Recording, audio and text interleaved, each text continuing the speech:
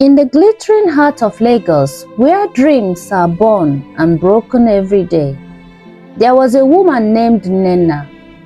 She gave everything, her brilliance, her love, her life, to the man she married. But when sickness came like a thief in the night, she chose silence, protecting him even as her own body failed. He thought she had changed. He thought she no longer cared, so he betrayed her love, until the truth came too late. This is not just a story of love. It is a story of sacrifice, of blindness, and of regret, so heavy it can crush a soul.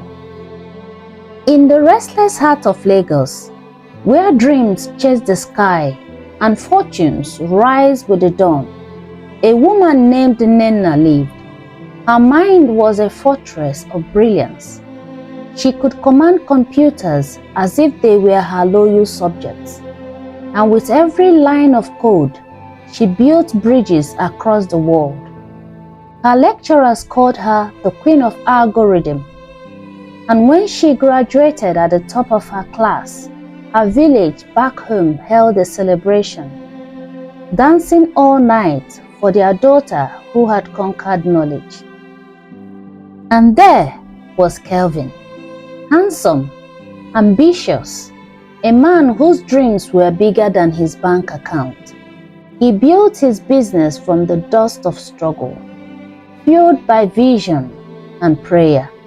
Yet his vision needed a special kind of light to grow, one he had not found yet. Fate did what fate always does, and their paths crossed. Kelvin fell first. He fell for Nnenna's laugh, a sound like morning rain on thirsty soil. He fell for her wisdom that made men twice her age lean in silence to listen. And Nnenna, who had built walls around her heart, saw the sincerity in him and let her guard down.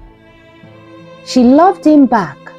Together they were unstoppable.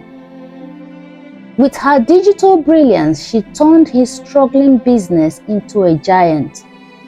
She built him a palace of success on the internet, attracting clients from faraway lands. She did it not for money, not for fame, but because she loved him. Soon, Kelvin's name was spoken in boardrooms. His business thrived. Their love blossomed. They married under a golden Lagos sun, friends and family showering them with prayers and laughter. A few years later, their marriage was blessed by 2 children, Emeka, strong and curious, and Ugoma, bright-eyed and gentle. Their house was alive with the sound of love, children's giggles, pots clattering, and whispering promises in the night. Life seemed perfect. Kelvin, proud of his queen, asked her one day, "Work from home, my darling. Be with our children. Let your magic flow from here." And she agreed, her heart full of joy. But then the storm came. One morning, Nnenna collapsed in the kitchen. A dizziness like a wave washed over her, and darkness swallowed her. She woke up hours later, on the floor, her children's frightened faces above her. She told herself it was tiredness, perhaps another pregnancy. But when the test came back negative, she brushed it aside. 3 weeks later, it happened again. This time, fear gripped her. She went to the hospital. They took her blood, scanned her brain with machines that hummed like spirits. The doctor's face grew heavy. His words fell like thunder. An aggressive brain cancer, terminal, 3 months to live. Nnenna's world crumbled, but she did not scream. She did not wail. She gathered the pieces of her broken heart and locked them away, for she loved Kevin too much to destroy his love with this sad news. She carried the burden alone. Her once bright spirit dimmed. Her laughter vanished. She no longer wore her elegant dresses. The woman who once danced while coding now moved like a shadow of herself. Kelvin saw the change, but he did not know the cause. He saw her sadness, her lack of concentration, her weariness, but he did not look deeper. Instead of compassion, he gave her complaints. Instead of patience, he gave her anger. His heart grew restless. Nights that normally ended in warmth now ended in silence. He sought excitement elsewhere. Clubs, bars, other women who smiled without question. He told her one evening with eyes cold as stone, "Nnenna, I don't feel the same way for you anymore." Nnenna's heart shattered silently. She cried in secret, wiping her tears before her children could see it. And still, despite her weakness, she cooked, she cleaned, and smiled for them. Then came the night of betrayal. She waited with dinner, but Kelvin came home past midnight, drunk and reeking of perfume that was not hers. He stumbled, vomited, and collapsed. Nnenna, with her frail body, trembling, cleaned him up and tucked him into bed. In the morning, he left without a word. Days passed, then a week, and Kelvin was nowhere to be found. Rumors found their way to Nnenna. Friends called, whispering that Kelvin was with another woman, planning a new life. Her heart, though weak, would not rest until she saw. She went and she found him. "Kelvin," she pleaded, "what about our vows? What of our children?" His reply was like a knife. "I am leaving, Nnenna. This marriage is over." She stood in silence, her eyes holding a depth of sorrow he could not understand. Then softly she made her final request. "Kelvin, don't leave yet. Stay with me in our home for just 3 months, and after that you are free to go. I will not stop you."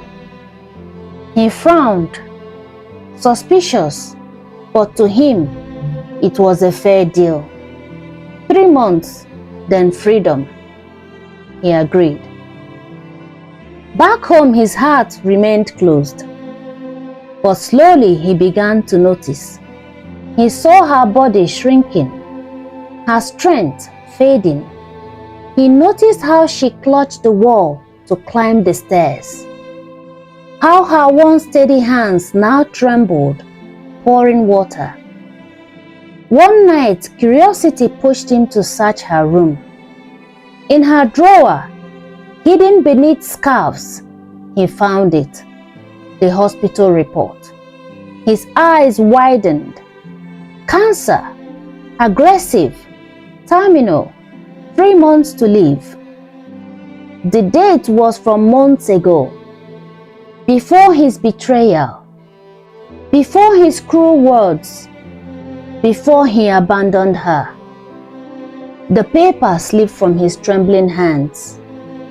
Guilt crashed down like a mountain. She had been dying and he had been unfaithful.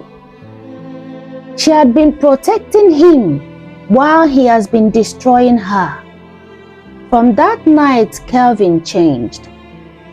He became her shadow, caring for her with trembling hands.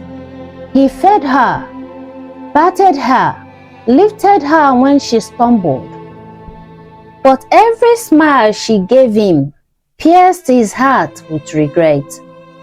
One evening, when the weight of silence grew unbearable, he sat by her bed, tears streaming down his cheeks. "Nnenna, why? Why didn't you tell me?" She turned, her eyes soft, her voice barely a whisper. "Because I love you too much to hurt you.